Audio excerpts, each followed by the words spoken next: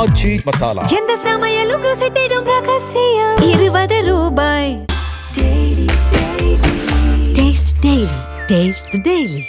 ஒரு தூய்மையான நேர்மையான ஆட்சி நடைபெற்றுக் கொண்டிருக்கிற போது இவ்வளவு துணிச்சலாக ஒரு மலையை மட்டுமல்ல பூமியையும் குடைகிற ஒரு தெம்பு எங்கிருந்து வந்திருக்கிறது என்றால் அந்த மணல் கொள்ளை மாபியா தலைவராக இருந்த நேரு அவர்களுடைய அசைவின்படி இந்த வேலைகள் நடந்து கொண்டிருக்கிறது குற்றச்சாட்டை நான் பேசினேன்.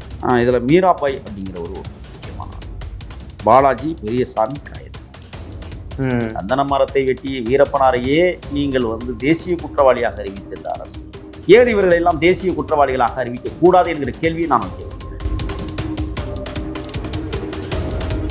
இப்போ நீங்கள் திருச்சி முசிறி இது நடுமைய பகுதி, தமிழ்நாட்டினுடைய மையத்தில் அமைஞ்சிருக்க பகுதி. நீங்கள் மேற்கு பிராந்தியத்துக்கு நீங்கள் போனீங்கன்னா ஒசூரில் தொடங்கி திருவள்ளூர் வரை கிட்டத்தட்ட மலைகள் உடைக்கப்பட்டது. இவர்கள் அடித்த கொள்ளை 600லேருந்து 1000 கோடிக்கு மேலே கொள்ளையடித்ததாக சொல்லுவது. இப்போ இவங்க நீதிமன்றத்தின் மூலமாக இவர்கள் மீது குற்றச்சாட்டு வைத்தா கூட ஒவ்வொரு குவாரிகளுக்கும் 30 கோடி ரூபா பெனால்ட்டி போகிறோம். அந்த ஊராட்சிகளில் என்ன நடக்குதுன்னு சொன்னால் மனைவி தலைவியாக இருந்தால் புருஷன் தான் ஆடுவான், புருஷன் இல்லைன்னா புள்ள ஆடுவான்.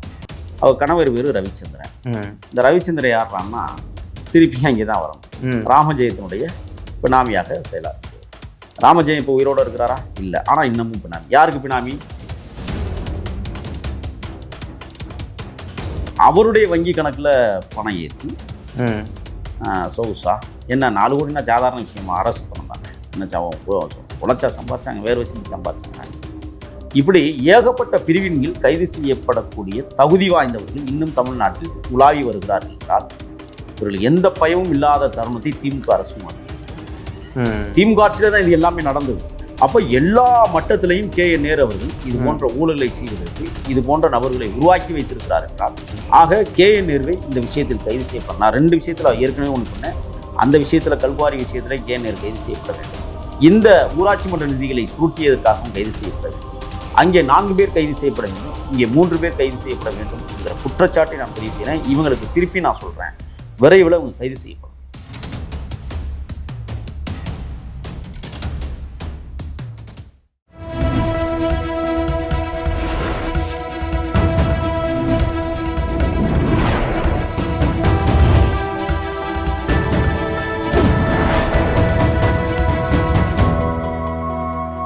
சேனல் 5 தமிழ் நேயர்களுக்கு வணக்கம். இந்த நேர்காணலில் நம்மோடு இணைந்திருப்பவர் தமிழக வெற்றி கழகத்தின் மாநில செய்தி தொடர்பாளர் திரு முகில் அவர்கள். வாருங்கள், அவரோடு பேசுவோம். சார் வணக்கம். வணக்கம். திமுக ஆட்சியில் இந்த கனிம வள கொள்ளை அப்படின்றது மிகப்பெரிய ஒரு சர்ச்சையாக பேசப்பட்டது. அந்த குவாரிகள் நோன்றது அப்படின்றது அளவுக்கு அதிகமாக நோண்டிட்டு இருந்தாங்கன்னு சொல்லி மிகப்பெரிய குற்றச்சாட்டுகள் கூட வந்தது. தாவேக அரசு ஆட்சிக்கு வந்தது பிறகு அமைச்சர் அவர்கள் ரமேஷ் அவர்கள் நிறைய இடங்களுக்குலாம் போனாங்க. டாக்டர் பிரபு அவர்கள் நிறைய இடத்துக்கு போறாங்க. இவங்க எல்லாம் போகும்போது சரி ஓகே இவங்க வரதுக்கு மாற்றம் வந்துடும் அப்படின்னு மக்கள் எதிர்பார்க்குறாங்க. டாக்டர் பிரபு அவர்கள் நிறைய இடங்களில் போய் பார்க்கும்போது குவாரிகள்லாம் கூட வீடியோவே எடுத்து காமிக்கும் போது இவ்வளவு குற்றங்கள் நடந்திருக்கான்னு பார்க்க முடிந்தது. திமுக ஆட்சியில குறிப்பா திருச்சியில நிறைய இடங்கள் அந்த குவாரிகள் அளவுக்கு அதிகமாக நோண்டப்பட்டிருக்கு அப்படின்லாம் கூட தகவல் வருது. அதை பத்தின உங்களுடைய கருத்து என்ன? இந்த ஆட்சியில அதாவது வீரப்பனார் சந்தன மரங்களை கடத்தினார், தேசிய குற்றம் என்று அறிவிக்கப்பட்டது. மரத்தை கடத்தினார், குற்றவாளி ஆக்கினார் அப்படின்லாம் பேசுகிறாங்க. இப்பொழுது வீரப்பனார் இல்லை, காடுகளில் மரம் முளைத்து கிடக்கிறது, சந்தன மரங்கள். மலையை வெட்டுகிறார்களே, எப்போது மலை முளைக்கும் என்கிற கேள்வியை நான் வைக்க விரும்புகிறேன். மரம் கடத்தினார் என்பதற்காக கொடூர குற்றவாளி ஆக்கிய இந்த அரசுகள் மலையை வெட்டியவர்களை ஏன் இன்னும் கொடூர குற்றவாளிகளாக அறிவிக்கப்படவில்லை என்கிற கேள்வி எனக்குள் எழுந்து கொண்டே இருக்கிறது. நீங்கள் சொன்னதை போல இன்னைக்கு திருச்சி மாவட்டம் முசிறிக்கு பக்கத்தில் பூலாஞ்சேரி கிராமம். அந்த கிராம மக்கள் சொல்லனா துயரங்களுக்கு ஆட்படுவதை பார்க்க முடியும். முதல்ல பாறையை உடைக்கணும் அப்படின்னா மிகப்பெரிய வெடிப்பொருள் கிடங்குகளை உற்பத்தி செய்து தான் உள்ள திணிச்சு உடைக்க முடியும். அந்த இயந்திரங்கள் அடிக்கிற அடியில் எவ்வளோ பெரிய சத்தங்களிலும் பிறக்கிற குழந்தைக்கு இது போன்ற சத்தங்களை கேட்டாவே மரணம் விட்டுரும். கர்ப்பிணியாக இருக்கிறவர்களுக்கு கூட திடீர்னு ஒரு வெடிக்குதுன்னு சொன்னாவே அந்த திடுக்கிடும் சம்பவத்தில் கூட கருவையே கலைத்து விடும் அளவுக்கு இந்த சம்பவங்கள் நடக்கிறது. எனக்கு ஒரு நினைவு இருக்கிறது. புளியங்கொட்டை எடுத்து ஒரு புள்ளத்தாச்சி மேலே வீசினா கூட செத்து போயிடுவான்னு சொல்லி சில பேர் நம்மகிட்ட பேசியிருக்கிறாங்க. ஒரு மிகப்பெரிய பாறாங்கல்லை உடைக்கிற போது அதனுடைய அதிர்வுகள் பூமியை எவ்வாறு சிதைக்கிறது என்பதை விட பூமிக்கு பக்கத்தில் இருக்கிற அந்த உடைப்பதற்கு அருகில் நம்ம குடியிருக்கிற இல்லவாசிகள் எவ்வளவு தூரம் இன்னல் படுவார்கள் என்பதை நாம் யோசிக்கணும். இப்போ இந்த சம்பவத்துக்கு பின்னால் யார் இருக்கா அப்படிங்கிறத நாங்கள் கண்டுபிடிச்சிருக்கணும். தமிழக வெற்றி கழக அரசு வந்து எல்லாத்தையும் கண்காணிச்சுட்டு தான் இருக்கு. KN நேருன்னு ஒருத்தர் இருந்தார்ல, மணல் கொள்ளை மாபியா தலைவர், இன்னும் சொல்ல போனால் கொள்ளை கும்பல் துறை தலைவர். அவருக்கு அந்த அமைச்சர் பதவி கொடுத்துருந்தா அழகாக இருந்திருக்கும், மாற்றி கொடுத்துட்டாங்கன்னு நினைக்கிறேன். அவருடைய தம்பி பாருங்க, ராமஜெயம்னு ஒருத்தர், அந்த காவிரி கரை ஓரத்தில் ஸ்ரீரங்கத்துக்கும் திருச்சிக்கும் நடுவில் ஒரு அந்த அந்த மிகப்பெரிய கரை உள்ள தன்னுடைய ஆண் உறுப்பை வாயில வைத்து கொலை செய்த கொடூர குற்றவாளியில் இன்னைக்கும் கண்டுபிடிக்க முடியல. அது போய்கிட்டு இருக்கு. தாவேக அரசு அதை கண்டுபிடிச்சிடும், கவலைப்படாதீங்க. அந்த ராமஜெயத்தினுடைய பினாமி ஒருத்தர்.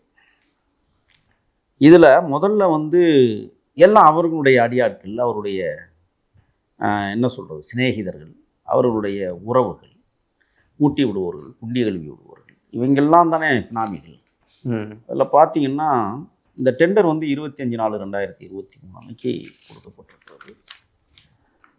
இதில் மீராபாய் அப்படிங்கிற ஒருத்தர் முக்கியமான ஆள், பாலாஜி, பெரியசாமி, காயத்ரி. இப்போ 10 அடி தான் வெட்டணும் அப்படிங்கிற ஒரு கணக்கு நிர்ணயம் அப்படின்னு வச்சுக்கோங்க. அது வெட்டிட்டா பிரச்சனை இல்லை, பூமிக்கும் சேதாரம் இல்லை, பக்கத்தில் இருக்கிறவங்களுக்கும் பாதகம் இல்லை. ஆனால் 500லேருந்து 600 அடி ஆழமாக நோண்டி இருக்கிறாங்கன்னு சொன்னால் 2 விஷயம் இருக்குங்க. மணலை கடத்தினால் கூட மணல் அடிச்சுட்டு வரும்போது அள்ளி இடத்த மூடிடும். மலையை உடைச்சா மலை மூடுமா? சொல்லுங்க பார்ப்போம். இப்போ இந்த மலையை உடைக்கிறாங்க அப்படின்னா இதில் மீராபாய், பாலாஜி, பெரியசாமி பல கோடிகளுக்கு கொள்ளையடித்திருக்கிறார்கள். அரசுக்கு நட்டத்தை ஏற்படுத்தியிருக்கிறார்கள். இதை விட பணத்தை விட்டுருங்க, பூமிக்கே சேதாரம் விளைவித்திருக்கிறார்கள். அப்படித்தான் இதை பேசணும். இனிமேல் அந்த பாறை அந்த இடத்துல முளைக்குமா அப்படிங்கிற ஒரு கேள்வி. லட்சக்கணக்கான ஆண்டுகள் ஆனாலும் அந்த பாறை உடைக்கப்பட்ட இடத்துல பள்ளம் தான் இருக்கும். இதை உணராதவர்கள் தான் காலத்திலேயே வந்து தனக்கு பணம் சேர்ந்தால் போதும் என்கிற அடிப்படையில் இந்த பூமியை குடைகிறார்கள், வெட்டுகிறார்கள், உடைக்கிறார்கள் என்றால் இவர்களை உடைக்க வேண்டிய தேவை பொழுது ஏற்பட்டிருக்கு. இதில் பார்த்தீங்கன்னா அப்போ வந்து அடிஷனல் கமிஷனர் அந்த அந்த அந்த கனிம வளத்துறைக்கு ஸ்ரீதர், இவர் தான் எல்லா உத்தரவையும் பிறப்பித்திருக்கிறார். அவர் வந்து கனிம வளத்தில் மிகப்பெரிய கொள்ளையடிச்சதில் சஸ்பெண்ட் செய்யப்பட்டவர். அதிமுக ஆட்சியிலே பண்ணிட்டாங்க. அடுத்து அந்த பதவிக்கு வந்து பார்த்தீங்கன்னா லலிதா அவங்க வர்றாங்க. இப்போ அவங்களும் நாமக்கலுக்கு இடமாட்டோம். அப்போ அந்த அளவுக்கு அங்கே வந்து அவங்க என்ன கட்டிங், புட்டிங், ஷூட்டிங் எல்லாம் வாங்கியிருக்கிறாங்க. இதுதான் நடந்திருக்கு. அதனால தான் இவர்கள் அடிக்கடி இப்போ புதுசாக ஒருத்தரை போட்டிருக்காக செய்தி வருது. இதில் செம்புளம் முன் எண் வந்து 9/1410/2022. அப்போ தான் அவங்க வந்து அனுமதி கொடுக்கப்பட்ட நாளாக கெஜெட்டில் ஏற்றிருக்காங்க. இப்போ வந்து இந்த விஷயத்தில் வந்து இப்போ ஆழமாக நோண்டிகிட்டே இருக்காங்க இன்னமும். இப்போ நீங்கள் குறிப்பிட்டீங்களா, எங்களுடைய கனிம வளத்துறை அமைச்சர் பிரபு அவர்கள் தென் பிராந்தியங்களில், தென் மாவட்டங்களில் கூடுமானவரை 180க்கும் மேற்பட்ட இந்த கல்குவாரிகளை மூடியிருக்கிறார். நேரடியாக கள ஆய்வு. இப்போ நீங்கள் இப்போ திருச்சி, முசிறி, இது நடுமைய பகுதி, தமிழ்நாட்டினுடைய மையத்தில் அமைஞ்சிருக்கிற பகுதிகள். நீங்கள் மேற்கு பிராந்தியத்துக்கு நீங்கள் போனீங்கன்னு சொன்னால் ஒசூரில் தொடங்கி திருவள்ளூர் வரை கிட்டத்தட்ட மலைகள் உடைக்கப்படுகிறது. நீங்கள் குறிப்பாக பார்த்தீங்கன்னா வேலூர் மாவட்டத்தில் தொடங்கி பக்கத்தில் இருக்கிற குறிப்பாக ராணிப்பேட்டை மாவட்டங்களில் மிகப்பெரிய அளவில் வந்து மலைகள் உடைக்கப்படுது. அது யார் உடைக்கிறதுன்னு சொன்னால் முன்னாள் அமைச்சராக இருந்த காந்தின்னு ஒரு அயோக்கியம். நான் பார்த்தேங்க, அண்மையில் போய் பார்க்கும்போது மலை எவ்வளோ உயரம் இருக்கும். அதில் மரம் மாதிரி ஒரு கல்லை நிப்பாட்டி வச்சுக்கலாம், உயரத்தை கணக்கிடுவது, இத்தனை உயரத்தில் நாங்கள் உடைச்சிருக்கிறோம்னு சொல்லிட்டு. இப்போ அதே மலையை உடைச்சாங்க. மலையை உடைச்சதுமா பூமியே உடைச்சிட்டாங்க. அப்போ ஒரு பாறையினுடைய அடிவேரையே கிளையிற அளவிற்கு இவர்கள் உடைக்கிறார். அந்த மாதிரி தான் இப்போ முசிறியில் இந்த பூலாஞ்சேரி கிராமத்தில் நடந்திருக்கு. கிட்டத்தட்ட இவர்கள் அடித்த கொள்ளை 600லேருந்து 1000 கோடிக்கு மேலே கொள்ளையடித்ததாக தகவல்கள் இருக்கிறது. இப்போ இவங்க வந்து நீதிமன்றத்தின் மூலமாக இவர்கள் மீது குற்றச்சாட்டு வைத்தா கூட ஒவ்வொரு குவாரிகளுக்கும் 30 கோடி ரூபா பெனால்ட்டி போட முடியும். ஒரு குவாரிக்கும். ஆமாம், இந்த 30 கோடின்னு சொன்னால் கிட்டத்தட்ட தமிழ்நாட்டில் ஒரு 500 குவாரிகள் இயங்குகிறதுன்னு வச்சுக்கோங்க. 15 1500 கோடி அரசுக்கு வருமானமா இல்லையா? இதை தமிழக அரசு தீவிரமான நடவடிக்கை, குறிப்பாக தமிழக வெற்றி கழகத்தின் அரசு தீவிரமாக கண்காணித்து வருகிறது. இந்த அயோக்கியத்தரமான வேலைகளை மீராபாய், பாலாஜி, பெரியசாமி, காயத்ரி இவர்களுக்கு பின்னால் இயங்குகிற KN தோலை உரிச்சு தொங்க போட போகிறோம். சும்மாலாம் நாங்கள் விட மாட்டோம். நகத்தை கூட கழட்டிக்குவோம்.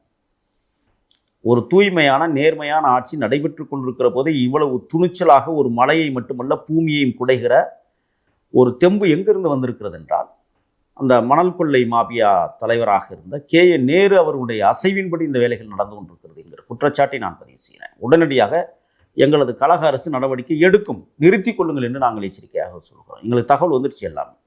இப்போ எங்களுடைய அமைச்சர், என்னுடைய இனிய நண்பர் பிரபு அவர்கள் விரைவில் அந்த நடுமைய மாவட்டங்களில் சுற்றுப்பயணம் மேற்கொள்ள இருக்காங்க. விரைவில் அந்த பட்ஜெட் முடிச்சோன்னே கிளம்புறாங்க. அனைமா நானும் கூட செல்வேன் என்று பெருத்த நம்பிக்கையோட காத்துக்கிட்டு இருக்கிறேன். ஏன்னா நானும் வர்றேன்னு சொல்லியிருக்கிறேன் அமைச்சர். ஏன்னா அப்பதான் இவங்க பண்ணின ஊழலை வீடியோ மூலமாக நம்ம ஆதாரபூர்வமாக வெளி உலகத்திற்கு கொண்டு வர முடியும். சந்தன மரத்தை வெட்டி வீரப்பனாரையே நீங்கள் தேசிய குற்றவாளியாக அறிவித்த இந்த அரசுகள் ஏன் இவர்களை எல்லாம் தேசிய குற்றவாளிகளாக அறிவிக்க கூடாது என்கிற கேள்வியை நான் வைக்க விரும்புகிறேன். அவரை கண்டதும் சுட உத்தரவு, காட்டுக்குள்ள இருந்தவர் அப்படின்னு சொல்லி நீங்க உத்தரவு போட்டீங்களா? இவங்களுக்கு ஏன் கண்டதும் சுட உத்தரவுன்னு போடக்கூடாது? அது கொள்ளை என்றால் இது என்ன வெள்ளையா? நல்லா யோசிச்சு பாருங்க நீங்க. நான் அதான் முதவே சொன்னேன், மரத்தை வெட்டினோம், முளைத்து கிடக்கிறது மரங்கள், மலையை வெட்டுகிறார்களே, எப்பொழுது மலை முளைக்கும் என்கிற கேள்வியை நான் வைக்க விரும்புகிறேன். நீங்க திமுக ஆட்சியில் எவ்வளவு வேணாலும் ஆடி இருக்கலாம். அது கொள்ளையடிக்கிற ஆட்சி, கொலை செய்கிற ஆட்சி, கொள்ளை கும்பல் ஆட்சி. தமிழக வெற்றி கழக ஆட்சி நீடிக்கிற போது அல்லது தொடர்ந்து நடைபெறுகிற போது, இந்த ஆட்சி கச்சிதமாக நடைபெற்றுக் கொண்டிருக்கிற இந்த காலச்சூழல்ல நீங்கள் இன்னும் பல கோடிகளை கொள்ளையடிப்பதற்காக பூமியையே வெட்டுகிறீர்கள் என்றால் இந்த அரசு சும்மா பார்த்து கொண்டிருக்காது என்பதை இந்த வீராபாய் பாலாஜி பெரியசாமி காயத்ரிக்கு சொல்ல கடமைப்பட்டிருக்கிறேன். இவர்களுக்கு தலைவராக செயல்படுகிற ராமஜெயத்தினுடைய அண்ணன், அப்படித்தான் என்னமே சொல்லணும், படுகொலை செய்யப்பட்ட ராமஜெயத்தினுடைய அண்ணன், மணல் கொள்ளை மாவியா தலைவர் KN நேரு அவர்கள் உடனடியாக தன்னுடைய வேலை பணிகளை நிறுத்தி கொள்ள வேண்டும். நீங்கள் சட்டமன்ற உறுப்பினராக ஜெயிச்சு எப்படி வந்தீங்கிறது எங்களுக்கு தெரியும். கிட்டத்தட்ட 60 கோடி ரூபாய் செலவழித்து நீங்கள் வெற்றி பெற்றதாக செய்திகள் இருக்கிறது. உண்மையா பொய்யா? நீங்கள் பணம் கொடுத்து வெற்றி பெற்றவர்கள். நாங்கள் இந்த தேசத்தை பணத்தால் கட்டமைக்க பாடுபடுகிறோம். பணம் இல்லைன்னா எதையுமே கட்டமைக்க முடியாது. ஆக KN நேரு மீதும் இந்த கல்குவாரி விஷயங்கள்ல பல 100 கோடிகளை கொள்ளையடித்த கும்பல் தலைவன் என்பதால் விரைவில் வழக்கு பதிவு செய்யப்பட வேண்டும் என்பதிலே நான் மிகுந்த ஆர்வத்தோடு இருக்கிறேன். காரணம், தேசிய சொத்தை அளித்தவர்களை இந்த தேசியமே தண்டிக்கப்பட வேண்டும். அப்படித்தான் நான் இதை பார்க்குறேன். இந்த கல்குவாரிகள் என்ற விஷயத்துல நீங்க பக்கத்து மாவட்டமான புதுக்கோட்டையை நீங்க எடுத்துக்கோங்க. இது குறிப்பா முன்னாள் அமைச்சரான ரகுபதி காலத்தில் தொடங்கிய விஷயங்கள். நம்ம கேள்விப்பட்டிருக்கிறோம். ஜகுபர் அலி படுகொலை புதுக்கோட்டையில் லாரியை ஏற்றி கொன்றார்கள். உண்மையிலே ஜகுபர் அலி எனக்கு நண்பருங்க. அவரும் நானும் யூகலிப்டஸ் காடுகளை அழிப்பதற்காக புதுக்கோட்டை வீதிகளை ஒன்றாக கரம் கோர்த்து போராடியவர்கள். நான் கைது செய்யப்பட்டிருக்கிறேன் அந்த வழக்குகளில். யூகலிப்டஸ் மரங்களை அழிப்பதிலே நாங்கள் கவனம் செலுத்தியிருந்தோம். ஆனால் அவர் கல்குவாரிகள் உடைக்கப்படுவதை எதிர்த்து திருமயம் பகுதிகளில் போராடி கொண்டிருந்த காலச்சூழலில் படுகொலை செய்யப்படுகிறார் ரகுபதி காலத்திலேயே என்றால் அந்த கொலைக்கு பின்னால் ஒளிந்திருக்கிற மர்மங்கள் யார் என்பதை கண்டுபிடித்தால் ரகுபதியும் மாட்டுவார். இப்ப இந்த முசிறி சம்பவத்திலே நீங்க பாத்தீங்கன்னா ரகுபதியினுடைய கையெழுத்து கண்டிப்பாக இருக்கும். அவர் ஒப்புதல் இல்லாமல் இதை நிச்சயமாக நிறைவேற. அப்ப நான் கேட்கிறேன், இப்பவும் ரகுபதி தான் கனிம வளத்துறை அமைச்சரா? என்ன அதிகாரம் இருக்கிறது? ஆட்சி மாறுகிற போது வேலை திட்டங்களை நிறுத்திக் கொள்வதானே மரியாதை. அதற்கும் முழு விசாரணை தேவை, நிறுத்திக் கொள்கின்றாலும். ஆனால் நீங்கள் தொடர்ந்து பூமியை நோண்டுகிறீர்கள், பூமியை வெட்டுகிறீர்கள் என்றால் அது புலையன் ஒரு 4 புலையன்களை கொடுத்துருக்குறாங்க, அறிக்கையா வந்திருக்கு. ஆகையால தமிழக வெற்றி கழக அரசு முனைப்போடு செயலாற்றி கொண்டிருக்கிற இந்த காலச்சூழலில் நீங்கள் அடிக்கிற கொள்ளையை சும்மா பார்த்து கொண்டிருக்க முடியாது. இந்த 4 பேர் மீதும் குண்டர் தடுப்பு சட்டத்தில் கைது செய்யப்பட்டு சிறையில் அடைக்கப்பட வேண்டும். இதற்கு தலைமை பொறுப்பேற்றிருக்கிற KN நேருவை தனிச்சிறையில் அடைக்க வேண்டும் என்பதை இதன் மூலமாக நான் தெரிவித்திருக்கிறேன். ஏன்னா இனிமேலும் கனிம வள கொள்ளையை நாங்கள் அனுமதிக்க மாட்டோம். எங்கள் அரசு அனுமதிக்காது. கொள்ளை அடித்தவர்களை கொள்ளைப்புறத்தில் தப்பிக்க விடுகிற எண்ணமே எங்களுக்கு இல்லை. கொள்ளை அடித்தவன் நிச்சயமாக சிறை தண்டனை அனுபவிக்க வேண்டும். இந்த நாசகர சக்திகளை இல்லையே நாடு கடத்தப்பட வேண்டும். தமிழ்நாட்டுக்குள்ளே இருக்கக்கூடாது. இல்லை, குறிப்பாக அந்த ட்ரோன் சர்வேன்னு சொல்லுவாங்க பார்த்தீங்கன்னா, டிஜிட்டல் சர்வே, அதில் மேக்ஸிமம் கண்டுபிடிக்கலாம். ட்ரோன் சர்வேல என்ன கிட்டத்தட்ட 500 அடிக்கு கீழே வெட்டியிருக்கிறாங்கன்னு சொன்னால் அது 50 அடியாகவும் காட்ட முடியும். அதிலே மிகப்பெரிய ஊழல் செய்யலாம் அப்படிங்கிற செய்தி இப்போ நம்மளுக்கு கிடைச்சிருக்கு. அப்போ இந்த ட்ரோன் மூலமாக கண்காணிக்கக்கூடியதிலேயே தீவிர இப்போ நான் என்ன கேட்குறேன்னா, அந்த பகுதியில் இருக்கிற அடிஷனல் கமிஷனர்கள், இந்த கனிம வளத்துறை அதிகாரிகள் இதையெல்லாம் கணக்கில் எடுத்துக்கொள்ள வேண்டும் என்று நான் அன்போடு கேட்டுக்கொள்கிறேன். காரணம், நீங்கள் அதெல்லாம் தெரியலைன்னா தெரிஞ்சுக்கோங்க. எத்தனை அடியில் நோன்றாங்கிறது, ஒரு அடி கீழே நோண்டாலும் அவனை பிடிச்சி உள்ள கைது பண்ணி போடுகிற அரசாக இந்த அரசு செயலாற்றி கொண்டிருப்பதால் நீங்கள்லாம் வேடிக்கை பார்த்தீங்கன்னா உங்களையும் நாங்கள் சும்மா விட மாட்டோம். டிரான்ஸ்ஃபர் மட்டுமே நம்மளுக்கு கிடைக்கும் என்ற கனவை தகர்த்தெறிந்திடுவோம். முற்றிலுமாக பதவி நீக்கம், அவருக்கு தகுதி இல்லாத பணி நீக்கம், அவ்வளோதான். உனக்கு எந்த தகுதியும் இல்லை அப்படிங்கிறத இப்போ நம்ம பார்த்துருக்குறோம். ஒரு லாக்அப் டெத் மரணம் நடந்திருக்கு, உங்களுக்கு தெரியும். ஆமாம். என்ன நடந்தது? உடனடியாக காவல்துறையை சார்ந்தவர்களை, அதுவும் சிறைத்துறை காவலர்கள் 3 பேரை கைது செய்து சிறையில் அடைத்திருக்கும். திமுக ஆட்சியில் இது நடந்ததா? பேரம் பேசுவாங்க. அப்பா அவன் அடிச்சு கொண்டு விட்டானா நம்ம அப்படின்லாம் சொல்லாதீங்கப்பா, கரண்ட் ஷாக் அடித்து செத்து போயிட்டான்னு சொல்லுப்பான். இல்லைல்ல அவன் சாப்பாட்டில் வந்து ஏதோ அவனுக்கு ஒவ்வாத சாப்பாடு ஆகிப்போச்சு, அதனால் வயிற்று வெளியில் செத்து போயிட்டான்னு சொல்லுப்பா. இது நம்ம கேள்விப்பட்டிருக்கிறோமா? இல்லை. திமுக ஆட்சியில், எங்கள் ஆட்சியில் அப்படியே நடந்தது. 3 காவலர்களை கைது செய்திருக்கிறோம். இப்போ விரைவில் ஒரு குண்டர் சட்டம் பாயணும்னு நான் சொல்கிறேன். விடவே கூடாது. கரும்புள்ளி ஆடுகள் இன்னைக்கும் கருப்பாடுகள் தமிழ்நாட்டில் உலாவுகிறது. அந்த கருப்பாடுகள் தான் இந்த அதிகாரிகளாக செயலாற்றி கொண்டிருக்கிறார்கள். ஆக இந்த கனிம வள பிரச்சனையில கருப்பு ஆடுகளாக இன்று பணியாற்றக்கூடிய அரசு அதிகாரிகள் தன்னுடைய நிலைமையை மாற்றிக்கொள்ள வேண்டும். மாற்றவில்லை என்றால் நீங்களும் சிறை கம்பிகளை எண்ணக்கூடிய சூழல் உருவாகும் என்பதை எச்சரிக்கையோடு நான் சொல்றேன். இப்ப இது ஒரு பக்கம் குவாரிகள் நோண்டுதல் இப்படி அளவுக்கு அதிகமாக பண்றது ஒரு பக்கம். இன்னொரு பக்கம் ஊராட்சி மன்ற தலைவர்கள் லெவல்லே பார்த்தீங்க அப்படின்னா நிறைய ஊழல்கள் நடக்கிறதாகவும், பணங்கள் மக்கள் பணங்கள் அவங்க சொந்த பயன்பாட்டுக்கு எடுத்துக்கிறதாகவும் குற்றச்சாட்டுகள் வருது. இப்போ உள்ளாட்சி அமைப்புகளில் கிராமப்புறங்களில் நீக்கம் செய்யப்பட்டு ஓராண்டுகள் ஆயிடுச்சு. நகராட்சி மற்றும் மாநகராட்சி பகுதியில் இன்னும் ஒரு 3-4 மாதம் இருக்குது. அந்த ஊராட்சிகளில் என்ன நடக்குதுன்னு சொன்னால், மனைவி தலைவியாக இருந்தால் புருஷன் தான் ஆடுவான், புருஷன் இல்லைன்னா புள்ள ஆடுவான். நீங்கள் கிராமப்புறங்களில் பார்த்தீங்கன்னா நிறைய ரவுடிஷம் எங்கடா இருக்கிறான்னா கிராமப்புறங்களில் இருக்கிற தலைவர் வீட்டில் பிறந்தவன். நீங்கள் வேங்கவேல் பிரச்சனையை நீங்கள் எடுத்துக்கோங்க. யார் இப்போ மேலே கருப்பையான ஒருத்தர் மேலே வந்து புகார் வந்தது? யார் அவர்? அந்த ஊராட்சி மன்ற தலைவருடைய கணவர். இப்போ நீங்கள் கேட்டது என்னென்னா, புஷ்பவல்லி ஊராட்சி மன்ற தலைவர், அவர் கணவர் பேர் ரவிச்சந்திரன். இந்த ரவிச்சந்திரன் யார்றான்னா திருப்பி அங்கே தான் வரணும். ராமஜெயத்தினுடைய பினாமியாக செயலாற்றியவர். ராமஜெயம் இப்போ உயிரோடு இருக்கிறாரா? இல்லை. ஆனால் இன்னமும் பினாமி. யாருக்கு பினாமி? கே நேருக்கு பினாமியாக இருப்பார். இப்போ இவங்க என்ன பண்ணியிருக்கிறாங்கன்னா 9/3/2003 அன்னைக்கு வந்து 4 கோடி ரூபாய் திட்ட மதிப்பீடு, அவங்க சொந்த மயன் பிரசாந்த் அவருடைய வங்கி கணக்கில் பணம் ஏற்றி சொகுசா. என்ன 4 கோடினா சாதாரண விஷயமா? அரசு பணம் தானே. என்ன உழைச்சா சம்பாதிச்சாங்க, வேர்வை சிந்தி சம்பாதிச்சாங்களா? அல்ஜா குல்ஜா வேலையெல்லாம் நிறைய நடந்திருக்கு 4 கோடியிலேயும். இப்போ அவர்கள் இன்னும் வெளியிலே நடமாடுகிறார்கள். அரசு சொத்தை கொள்ளையடித்தவர். 1994 பிரிவு 2003 பிரிவின்படி இவர்கள் கைது செய்வதற்கான அனைத்து முகாந்திரமும் இருந்தும் கூட இன்னும் கைது செய்யப்படும். இப்போ இந்த பிரசாந்த் என்பவருக்கு வந்து 4 கோடிக்கு மேலே செக் வந்திருக்கு அவருடைய வங்கி கணக்கில். இப்போ அந்த அந்த அந்த யாருமே கைது செய்யப்படாத ஒரு சூழலிலும் கூட நீதிமன்றம் என்ன உத்தரவிட்டிருக்கிறது? தமிழ்நாடு அரசுக்கு 23 லட்சம் நீங்கள் வந்து கட்டணும் அப்படிங்கிறத சொன்னாங்க. அதையும் இன்னும் கட்டலை. முதல்ல வரி ஏய்ப்பு அப்படிங்கிற ஒரு சட்டப்பிரிவின்களை அவங்க கைது செய்யப்படணும். 1, அரசு சொத்தை கொள்ளையடித்தல். 2, 3வது நீதிமன்றம் உத்தரவிட்டும் 23 லட்சத்தை கட்டாத குற்றம். 3வது பிரிவு. இப்படி ஏகப்பட்ட பிரிவின்கள் கைது செய்யப்படக்கூடிய தகுதி வாய்ந்தவர்கள் இன்னும் தமிழ்நாட்டில் உலாவி வருகிறார்கள் என்றால் இவர்கள் எந்த பயமும் இல்லாத தருணத்தை திமுக அரசு உணர்த்தியிருக்கிறது. திமுக ஆட்சியில தான் இது எல்லாமே நடந்தது. இப்ப இவர்கள் கண்காணிக்கப்பட வேண்டும். இவருடைய சொத்துக்கள் அரசுடைமையாக்கப்பட வேண்டும். ஏன்னா 4 கோடியில தானே நீ எல்லாம் பண்ணியிருப்ப. ஒரு ஊராட்சி மன்ற தலைவருக்கு 4 கார் இருக்குங்க. எங்க இருந்து வந்தது? யோசிச்சு பாருங்க. நீங்க இந்த மக்களுடைய வரி எங்க ஊராட்சி பகுதியில் ஒரு முக்கியமான விஷயங்கள் என்ன? நீர் வேணும், குடிநீர் ஆதாரங்கள், சாலை விளக்குகள், சாலைகள். வேற என்ன தேவைப்படுது? அவன் என்ன கேட்பான்? தண்ணி இல்லைன்னு போராடுவான். இல்லை என்னைக்காவது மழை வந்து மின்சாரம் நிறுத்தப்பட்டால் கூட கரண்டு நின்றுச்சு அவ்வளோதான், அதை கடந்து போவானே ஒழிய அது கூட அவன் போராட்டம் பண்ண மாட்டான். இவன் என்ன சொல்லுவான்?